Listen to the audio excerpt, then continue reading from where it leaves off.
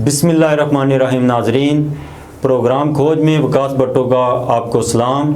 आज हमारे मेहमान हैं मरकज़ी नायब सदर MSFN आज़ाद जम्मू व कश्मीर उमर सईद साहब। आज उनसे मुस्लिम लीग नून और यूथ के हवाले से कुछ सवालात होंगे। अस्सलाम वालेकुम। वालेकुम सलाम।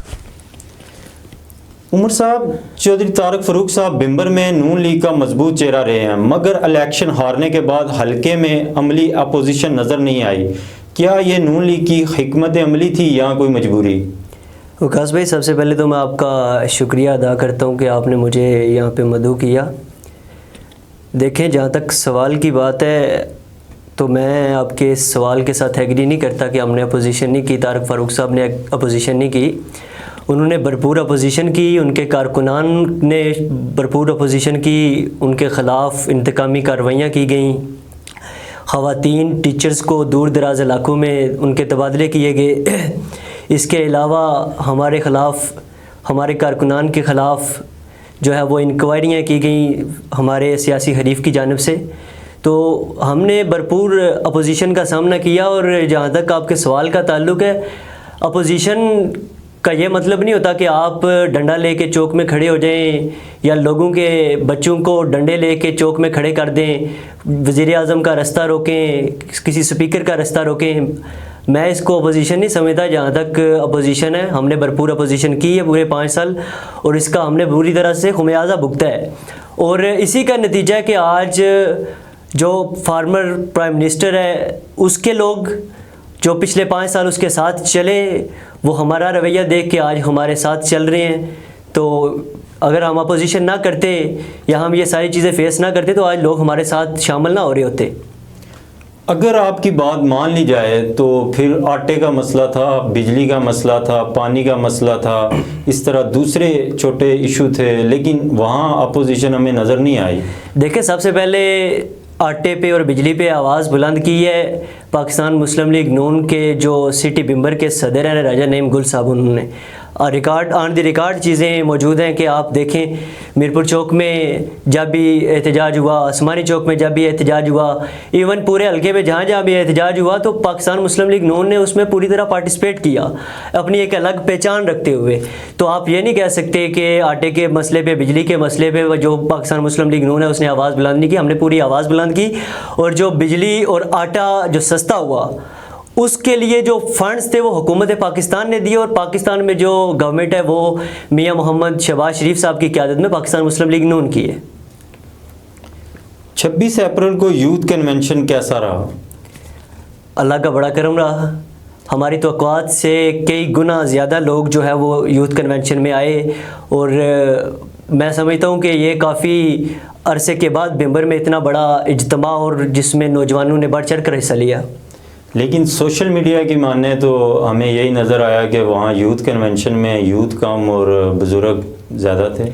देखें, जितने मुंह और उतनी बातें हैं, ऐसी कोई बात नहीं है। नौजवान अगर बुज़ुर्ग अगर थे भी तो वो हमारे वही ओहदेदारान थे बड़े, जो हमारे ज़िले सदर हैं, जो हमारे तहसील के सदर हैं, जो हमारे सिटी के सदर हैं, या इसके अलावा जो हमारी जो तंजीम साजी जो हमने लोकल सतह तक की हुई है, ग्रास रूट लेवल तक हमने पार्टी की जो तंजीम साजी की हुई है, तो वो ओहदेदारान थे। इसके अलावा तो तकरीबन टोटल यूथ थी। बिम्बर की यूथ मुस्लिम लीग नून को ही आखिर क्यों वोट दे जब उनके पास दूसरे ऑप्शन मौजूद हैं? देखें जी, बड़ा वैलिड क्वेश्चन है आपका कि दूसरे जो ऑप्शंस हैं वो मौजूद होने के बावजूद लोग पाकिस्तान मुस्लिम लीग नून को क्यों वोट दें। तो इसके लिए मैं आपको बिल्कुल सीधा सा इसका जवाब है कि आप हमारे पिछले 10 साल उठा के देखें ना। पिछले 10 साल पहले 16 से 21 तक तारिक फ़ारूक साहब बिम्बर में जो है वो उनका इक़्तिदार रहा बतौर सीनियर वज़ीर। और उससे अगले 5 साल पहले अनवारुल हक साहब जो है वो स्पीकर बने और उसके बाद वो प्राइम मिनिस्टर बन गए खुशकिस्मती से। तो अगर नौजवान इसका तकाबली जायज़ा लें या नौजवानों के अलावा आम जो वोटर है वो इसका तकाबली जायज़ा लें तो उसे बाखूबी अंदाज़ा होगा कि जो काम 5 सालों में 16 से 21 के दौरानिए में पाकिस्तान मुस्लिम लीग नून ने किए हैं, उससे आधे काम, उससे बल्कि 5% काम भी जो है वो प्राइम मिनिस्टर रहते हुए अनवारुल हक साहब नहीं कर सके। और इसके अलावा जो बाकी जमातें हैं वो तो आटे में नमक के बराबर हैं, उनका तो मुकाबला नहीं होता। ये दो बड़े जो हैं, जो सियासी प्लेयर हैं, दो बड़े, ये इन्हीं का मुकाबला होता है। और इन दोनों को इक़्तिदार में मौका मिला है भरपूर काम करने का, तो नौजवानों को देख लेना चाहिए कि दोनों की कारकर्दगी कैसी रही है, और जिसकी कारकर्दगी बेहतर रही है तो उसके हक़ में उन्हें वोट कास्ट करना चाहिए। बिम्बर में मुस्लिम लीग नून नौजवानों के लिए ऐसा क्या नया अगला लाया अमल है उनके पास जो पहले वो नहीं कर सके नौजवानों के लिए, जो अब वो करेंगे? देखें, जो हमारा दौरे इक़्तिदार पाकिस्तान मुस्लिम लीग नून का 16 से 21 के दौरान रहा, उसमें पाकिस्तान मुस्लिम लीग नून ने बाकायदा नेशनल टेस्टिंग सर्विस, जिसे NTS कहते हैं आप, वो मुतारफ़ करवाया, जिसके ज़रिए नौजवानों को जो है वो मेरिट पर मुलाज़मतें मिल रही हैं आज। ठीक है, पहले जो मुलाजमतें थी वो MLA की स्वाबदीद होती थी, मिनिस्टर की स्वाबदीद होती थी, लेकिन पाकिस्तान मुस्लिम लीग नून ने ये नेशनल टेस्टिंग सर्विस का निज़ाम मुतारफ़ करवाया। आज जो है वो गरीब का बच्चा भी मेरिट पे मुलाजमत उसे मिल रही है। ठीक है, इसके अलावा पाकिस्तान मुस्लिम लीग नून बिम्बर की अगर आप बात करें तो यहाँ पे हमने नौजवानों के लिए उनके खेलने के लिए, सेहतमंद सरगर्मियों में हिस्सा लेने के लिए हमने एक टेक्निकल कॉलेज दिया उन्हें।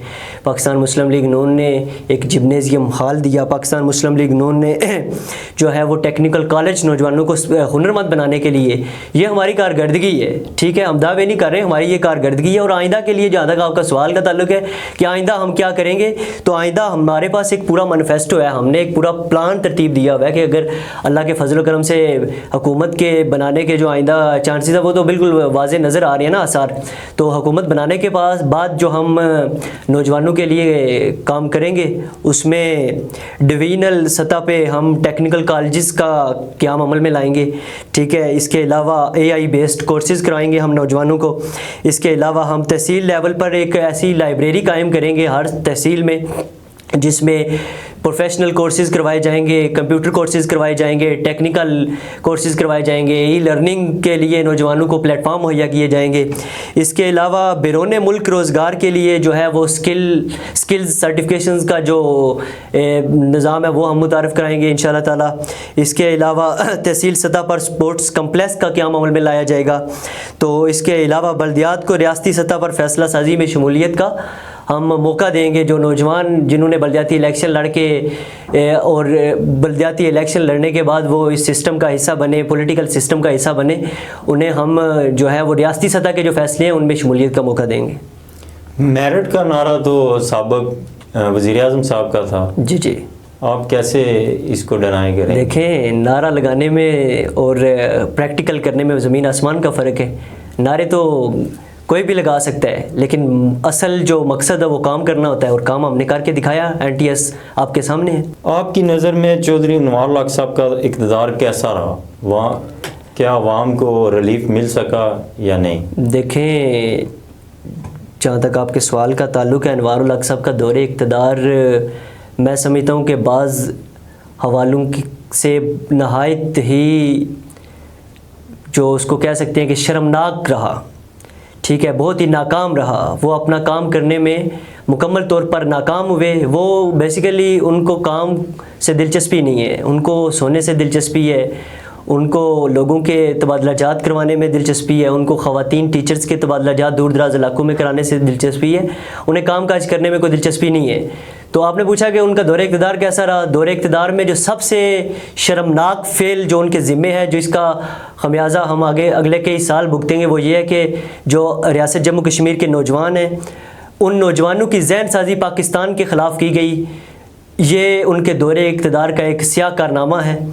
मैं बहसीयत बिम्बर का शहरी पूरे आज़ाद कश्मीर के लोगों को ये उनसे माफ़ी मांगता हूँ कि जो प्राइम मिनिस्टर हमारे जो जिनका ताल्लुक़ बिम्बर से था, उन्होंने रियासत के नौजवानों को पाकिस्तान मुखालफ जो है ले जाने में अपना किरदार अदा किया। यही उनका दौरे इक़्तिदार। बाकी तो उनका कोई जो है वो ऐसा काम नहीं है जिसको हम यहाँ पे बयान करें। कोई भी ऐसा काम अगर आपके इल्म में है तो मुझे ज़रूर बताइएगा। नहीं, आपने अभी कहा कि उनके दौरे इक़्तिदार में पाकिस्तान मुखालिफ सरगर्मियाँ ज़्यादा अरूज पाई, लेकिन मैं अगर देखूँ जी तो साबका दौरे हुकूमत में ख़ुद मुख्तारी का नारा था, जो इस बार PMशिप जब ये साबिक़ वज़ीर-ए-आज़म साहब थे तो वो कम हो गया, क्योंकि इस इक़्तिदार में जॉइंट एक्शन कमेटी का एक तहरीक भरपूर अंदाज में सामने आई। तो उनके प्लेटफार्म से जब कभी खुद मुख्तारी का नारा लगता था तो वो उसको रोक देते थे कि हमारा प्लेटफार्म जो है वो तमाम सियासी और गैर सियासी जितनी भी तंजीमें हैं, तहरीकें हैं, उनके लिए है, और इस प्लेटफार्म से ख़ुद मुख्तारी का नारा नहीं लगेगा। तो मैं तो ये समझता हूँ कि इनके इक़्तिदार में ये जो पाकिस्तान मुखालिफ बयानिया था ये कम हुआ है।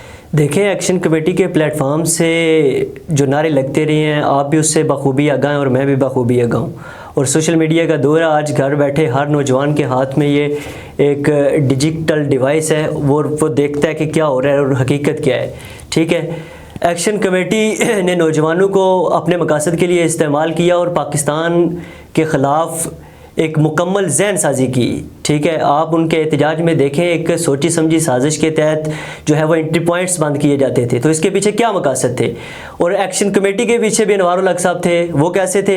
वो उनको प्रवोक करते थे, अपने इक़्तिदार को तवालत बख्शने के लिए वो इनको इस्तेमाल करते थे कि ये आएंगे, सड़कों पर निकलेंगे, पाकिस्तान मुखालिफ नाराबाजी करेंगे और मेरा इक़्तिदार जो है वो डंग टपाऊ पॉलिसी के तहत वो चलता रहेगा आगे। नहीं, एक्शन कमेटी की अगर हड़ताल और तहरीक को देखा जाए तो इन्होंने तो अवाम कश्मीर के लिए सस्ती बिजली, सस्ता आटा और जो मकामी मसाइल थे कश्मीर के जी उनको हल कराया इन्होंने जी। और इसके तनाज़र में 14 नौजवान भी शहीद हुए हैं। तो आप कैसे कह सकते हैं कि इस तहरीक के पीछे जो है कुछ और मकासद थे? देखें, इसके पीछे शुरू में तो हम भी जब इन्होंने नारा लगाया सस्ता आटा और सस्ती बिजली का, ठीक है, बुनियादी ज़रूरत है ना लोगों की, जी। तो हम भी इसके इस मुतालबे पे कि सस्ता आटा और सस्ती रोटी हम इनके साथ थे, सस्ती बिजली हम इस मुतालबे पे, इन दोनों मुतालबात पे हम इनके साथ थे। जब हुकूमत पाकिस्तान ने, जो पाकिस्तान मुस्लिम लीग नून की हुकूमत है, मियाँ मोहम्मद शहबाज शरीफ साहब की क़ियादत में काम कर रही है, उसने रियासत जम्मू कश्मीर के लोगों के मसाइल को देखते हुए अपने जो वसाइल हैं उनमें से इजाफी फ़ंड्स जो हैं वो हुकूमत आज़ाद जम्मू कश्मीर को दिए, सिर्फ़ इसलिए कि इन्हें कोई पाकिस्तान से गिला ना रहे। ठीक है, तो उसके बावजूद जब वो मुतालबात दोनों पूरे हो गए, सस्ता आटा और सस्ती बिजली, तो उसके बाद जब नए मुतालबात आए जिसमें महाजरीन की 12 नशिस्तें थीं, इसके अलावा और बहुत सारे मसाइल आइनी नौइयत के थे, तो मैं समझता हूँ कि जब बुनियादी मसाइल, उनके जो बुनियादी मुतालबात थे वो अगर पूरे हो गए हैं तो उसके बाद उन्हें क्या जो ऐसे मुतालबात लेके आने की क्या ज़रूरत है जो उनकी डोमेन में नहीं है, जो आइनी नौइयत के हैं। आइनी नौइयत के जो जितने भी मुतालबात हैं या मसाइल हैं वो तो असम्बली के अंदर बैठे जो मेम्बरान असम्बली हैं वो हल करते हैं। नहीं, वो तो चार्टर ऑफ डिमांड था उनका मुकम्मल, जिस पे उनको अमल पैरा होना था। चलिए अगला सवाल करते हैं कि नहीं, मैं आपको यहाँ पे रोकूंगा कि उनका एक चार्टर ऑफ डिमांड था जी। लेकिन उसमें पहले सिर्फ 12, आपको पता होगा उसमें सिर्फ 12 मुतालबात थे, लेकिन अब आपको पता है कि उनके मुतालबात कितने हैं, 50+ उनके मुतालबात हैं। जो एक तहरीक आगे बढ़ती जा रही है उनके मुतालबात भी बढ़ते जा रहे हैं, तो जाहिर सी बात अब नज़र आ रहा है कि इनके पीछे कोई किसी का हाथ है। नहीं, जब 12 नहीं पूरे हुए तो फिर उन्होंने आगे जो है ना मुतालबात, देखिए अगर 12 पूरे नहीं हो रहे तो आपको पहले तो उन 12 को पूरा करना चाहिए ना, तो आगे बढ़ाने का क्या उसका तुक बनता है? ये तो कश्मीरी अवाम के राइट्स की बात है, तो जो आइन कह रहा है वो उसी के मुताबिक चल रहे हैं। नहीं, देखिए आइन उन्हें कतन इस चीज़ की इजाज़त नहीं देता कि वो आइनी नौइयत के मुतालबात लेके आए। आइनी नौइयत के मुतालबात यही है ना कि महाजरीन की जो 12 नशिस्तें हैं वो नहीं होनी चाहिए। क्यों नहीं होनी चाहिए? ये तो आइन में दर्ज है, तो वो ऐसा मुतालबा क्यों कर रहे हैं जो उनकी डोमेन में नहीं है? नहीं, ये तो पिछले दिनों उन्होंने क्लियर किया था कि आई थिंक एग्जैक्ट मुझे डेट याद नहीं है, 1971 से पहले आई थिंक ये जो थी 12 नशिस्तें ये नहीं थी, या कुछ और डेट होगी वो मेंशन कर देंगे हम। ठीक है, लेकिन ये उसके बाद आई हैं। ठीक है, तो उससे पहले भी ज़ाहिर है कश्मीर जो है वो उसका नाम था, रियासत थी, ये चल रहा था 12 नशिस्तों के बगैर भी। अगर अभी भी ख़त्म हो जाएंगी तो मैं नहीं समझता कि कुछ इस पे देखें। जो रियासत जम्मू कश्मीर का एक्ट 1974 है उसके मुताबिक उसमें तरमीम करके ये 12 नशिस्तें शामिल की गई होंगी ना। ठीक है, तो अगर अब ख़त्म भी करनी है तो वो भी इनका इख्तियार तो नहीं है, किसी जत्थे का या किसी ऐसे ग्रोह का इख्तियार तो कतई नहीं है ना जो सड़क पे आ जाए, सड़क बंद करेगा, नारे लगाएंगे। ठीक है, पाकिस्तान मुखालिफ नारे लगाएंगे, रियासती जो लोग हैं उनकी जो ज़िंदगियाँ उसमें मुश्किलात पैदा करेंगे सड़कें बंद करके। ठीक है, ये आइनी नौइयत के मसाइल असम्बली के अंदर हल होने चाहिए। नहीं, मेरी बात सुने, आप बार बार एक बात का जिक्र कर रहे हैं कि पाकिस्तान मुखालिफ बयान। जी। पाकिस्तान मुखालिफ बयानिया किसी भी प्लेटफार्म पे यूज़ नहीं किया गया, पहली बात ये है। क्योंकि हम भी ऐसी कतन बात नहीं है, ऐसी कतन बात नहीं है। पाकिस्तान मुखालिफ बयानिया यहाँ पे हमें जिन पे फ़ख्र है, हमारे फील्ड मार्शल सैयद आसिम मुनीर साहब, जिन्होंने 10 मई को जो है भारत को नाकुच चने चबवाए, उनके ख़िलाफ़ जो कोर कमेटी के एक्शन कमेटी के जो कोर मेंबर हैं शौकत नवाज़ मीर साहब, उनकी आप तकरीर उठा के देख लें, रिकॉर्ड पे मौजूद है। पाकिस्तान के फील्ड मार्शल के ख़िलाफ़, पाक फ़ौज के आर्मी चीफ के ख़िलाफ़ जो है वो तकरीर, आप इसको छोटी सी बात समझते हैं? नहीं, ऐसा कुछ नहीं है। वो नहीं, किसी और तनाज़ुर में बात हुई होगी। आप मैं ना मानूं वाली बात ना करें ना। मैं ये नहीं कह रहा, देखें मैंने देखी नहीं है इसलिए मुझे इल्म नहीं। आपको देखना चाहिए ना, आपको देखना, बतौर जर्नलिस्ट आपको ये देखनी चाहिए ना सारी चीज़ें, आपको पास इन्फॉर्मेशन होनी चाहिए। कोई इशू नहीं है। अगला सवाल करते हैं कि अनवारुल हक साहब ने जो 30 किलोमीटर सड़कात दी, इस पर आपका क्या मौक़िफ़ है? देखें, जब वो फुल फ्लेज प्राइम मिनिस्टर थे, अल्लाह पाक ने उन्हें मौका दिया पूरा, ठीक है, उस वक़्त उन्होंने काम नहीं किए, ठीक है। अब ये जो 30 किलोमीटर सड़कें, ये तो पूरे आज़ाद कश्मीर में सब MLAs को मिल रही हैं, ठीक है। वो सिर्फ ये बताएं कि बतौर वज़ीर आज़म उन्होंने मेंबर को क्या दिया। अगर वज़ीर आज़म ना होते, ये 30 किलोमीटर सड़कें तो तब भी उन्हें मिल जानी थी। अगर कोई भी MLA होता, वो ना भी होते, कोई और MLA होता, 30 किलोमीटर सड़कें तो इस्तेहकाक है हर हल्के के MLA का, ठीक है। बताना सिर्फ ये है कि वो बतौर वज़ीर आज़म, अल्लाह ने उन्हें मौका दिया पूरा, तो बतौर वज़ीर आज़म उन्होंने मेंबर के लिए क्या किया। और जहाँ तक बात है 30 किलोमीटर सड़कात की, तो हमारे दौर में भी जो है वो सड़कात मंजूर हुई, तो इन्होंने जो हमारे सियासी हरीफ हैं, बदकिस्मती से इन्होंने उस के रास्ते में रुकावटें पेश की। बाज़ सड़कें ऐसी हैं जिनके सर्वे तब्दील करवा दिए गए, जो अभी तक ज़ेर तामीर है, अभी तक वो तामीर नहीं हो सकी। तो मैं पूरे वसूख से कहता हूँ कि अल्लाह के फजल से हमारी हुकूमत बनने जा रही है आज़ाद जम्मू कश्मीर के अंदर, तो हम ये जो सड़कें, ये जो अभी जिनके नोटिफिकेशन हुए हैं, हम ये सड़कें तमाम, इनके फ़ंड्स भी हमारी गवर्नमेंट, PMLN की गवर्नमेंट जो है वो फ्राहम करेगी, और इंशाअल्लाह ताला अल्लाह के फजल से हम ही इनका आगाज़ करेंगे, और हम ही इन्हें तामीर करेंगे, और हम ही इन्हें मुकम्मल करेंगे। जो ही इलेक्शन नज़दीक आ रहा है, फेक आईडीज़ बहुत ज़्यादा हो गई हैं, इसके बारे में आप क्या राय देंगे? कोई कानून साजी होनी चाहिए या नहीं? जी बिल्कुल, मैं आपकी बात से एग्री करता हूँ कि पिछले कुछ अरसे से हम देख रहे हैं जो ही बिलखसूस जो ही राजा बाबर अली ज़ुल्करनैन साहब की एक फ़ोटो मंजर आम पर आई है, जिसमें उन्हें शमूलियत की, पाकिस्तान मुस्लिम लीग नून आज़ाद जम्मू कश्मीर में बाकायदा शमूलियत की दावत दी गई है PMLN की मरकज़ी लीडरशिप की तरफ से। माज़रत, मुझे ये ज़रा क्लियर कर दें, आपने खुद, मेरा अगला सवाल यही था कि क्या अली ज़ुल्करनैन साहब को मुस्लिम लीग नून ने शमूलियत की खुद दावत दी है या वो? मैं आपके सवाल की तरफ आता हूँ। मुझे पहले आपका जो पहला सवाल है उसका जवाब दे लेने दें। आपने फेक आईडीज़ की बात की है ना, तो जो ही राजा अली ज़ुल्करनैन साहब ने जो उनकी एक पिक्चर्स सामने आई, उन्होंने अभी PMLN में बाकायदा शमूलियत का कोई फ़ैसला नहीं किया। वो फ़ैसला वो अभी अपनी मशावरत कर रहे हैं, वो बेहतर फ़ैसला करेंगे। तो जो ही उन्हें शमूलियत की दावत दी गई पाकिस्तान मुस्लिम लीग नून की मरकज़ी लीडरशिप की तरफ से, पार्टी में शमूलियत की, तो उसके बाद देखने में आया उनकी एक पिक्चर मंजर आम पर आई, उनकी एक फ़ोटो मंजर आम पर आई। तो जो फेक आईडीज़ है, हमें तो इस चीज़ का बखूबी अंदाज़ा है कि वो फेक आईडीज़ कहाँ से ऑपरेट हो रही हैं। वो अंदरूनी मुल्क से भी ऑपरेट हो रही हैं, वो बैरून मुल्क से भी ऑपरेट हो रही हैं, और वो बाज़ सरकारी मुलाजमीन भी चला रहे हैं, और बाज़ बड़े बड़े फ़िलासफ़र भी जो हैं वो फेक आईडीज़ चला रहे हैं। उन फेक आईडीज़ से राजा बाबर अली ज़ुल्करनैन के ख़िलाफ़ एक बाकायदा मुहिम चलाई गई। मैं समझता हूँ कि मैं उसकी भरपूर मज़म्मत करता हूँ, और मैं वार्न करता हूँ लोगों को जो फेक आईडीज़ का सहारा ले रहे हैं कि आप जो है अपनी असल शनाख्त के साथ सामने आए और पूरा मुकाबला करें। और दूसरा सवाल था जो मेरा, कि मुस्लिम लीग नून ने खुद राजा अली ज़ुल्करनैन साहब को शमूलियत की दावत दी या वो खुद आ रहे हैं? जी देखिए, बहुत अच्छा क्वेश्चन है आपका, आजकल के हालात के बिल्कुल रेलिवेंट है। देखें, पाकिस्तान मुस्लिम लीग नून एक जमहूरी जमात है, यहाँ पे सब के लिए इस जमात में आने के लिए दरवाज़े खुले हैं, कोई भी आ सकता। और जहाँ तक आपके सवाल का ताल्लुक़ है, पाकिस्तान मुस्लिम लीग नून की जो क़यादत है उसने बाकायदा राजा ज़ुल्करनैन ख़ान साहब जो हमारे साबिक़ सदर रियासत रहे हैं, उन्हें घर जाके पार्टी में शमूलियत की दावत दी, और उन्होंने शमूलियत का इंदिया दिया। उन्होंने कहा कि हम अपनी जो लोग हैं उनके साथ बैठ के मशावरत से फ़ैसला करेंगे, और इंशाल्लाह हमें उम्मीद है कि वो बेहतर फ़ैसला करेंगे। क्या आपकी पार्टी बल्दिया नुमाइंदगान को अख्तियारात देगी? बल्दियाती नुमाइंदगान। जी जी जी इंशाल्लाह अल्लाह पाक ने अगर मौका दिया तो इंशाल्लाह ताला बल्दियाती नुमाइंदगान को हम पूरा जो है वो हम वो लोग नहीं है जो कहते हैं कि अगर बल्दियाती नुमाइंदगान को इख्तियारात दे देने या फ़ंड्स दे देने तो हमने बाहर रेडी लगा देनी है। हम इंशाल्लाह ताला अल्लाह के फजल करम से बल्दियाती नुमाइंदगान को फ़ंड देंगे।